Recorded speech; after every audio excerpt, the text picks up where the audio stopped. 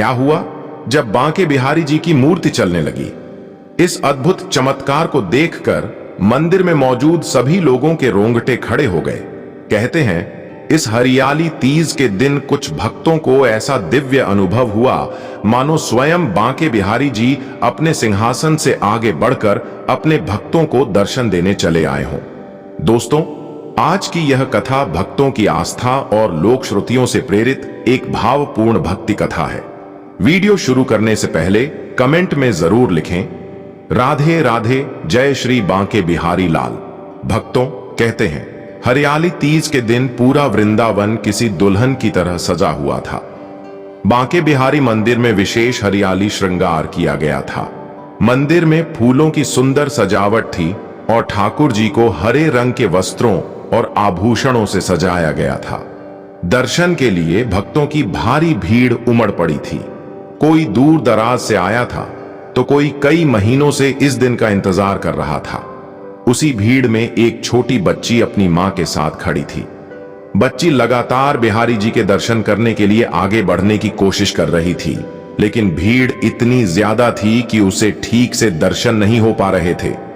आखिरकार बच्ची ने अपनी आंखें बंद की और हाथ जोड़कर धीरे से कहा, बिहारी जी, आज हरियाली तीज पर मैं आपके दर्शन करने आई हूं, बस एक बार मुझे अपनी तरफ देख लेना। कहते हैं बच्ची की यह प्रार्थना पूरी होते ही मंदिर के वातावरण में अचानक कुछ पल के लिए एक अजीब सी शांति छा गई। मृदंग और घंटियों की आवाज के बीच कई भक्तों का ध्यान अचानक ठाकुर जी की ओर चला गया। लोक श्रुति के अनुसार उसी समय कुछ भक्तों को ऐसा अनुभव हुआ मानो बांके बिहारी जी की दिव्य मूर्ति अपने सिंहासन पर धीरे धीरे आगे की ओर बढ़ रही हो। किसी को लगा कि ठाकुर जी की दृष्टि सीधे उस बच्ची की ओर है। किसी को लगा जैसे उनके चरण सिंहासन की सीमा से आगे आ गए हों, और देखते ही देखते वहां मौजूद कई भक्त भाव विभोर होकर राधे राधे पुकारने लगे। उस बच्ची की मां की आंखों से आंसू बहने लगे।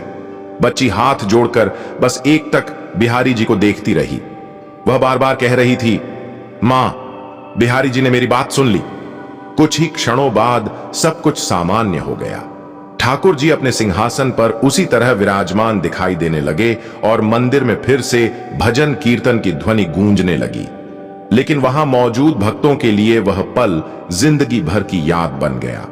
किसी ने इसे चमत्कार कहा, किसी ने ठाकुर जी की कृपा, तो किसी ने इसे भक्त और भगवान के बीच प्रेम का अद्भुत अनुभव माना। सच क्या था यह तो कोई नहीं जानता, लेकिन वृंदावन की भक्ति में एक बात जरूर कही जाती है, जहां सच्चे मन से पुकार होती है वहां बांके बिहारी अपने भक्त को अपनी उपस्थिति का एहसास जरूर कराते हैं। अगर आपको भी श्री बांके बिहारी जी पर अटूट विश्वास है तो कमेंट में जरूर लिखें, राधे राधे, जय श्री बांके बिहारी लाल।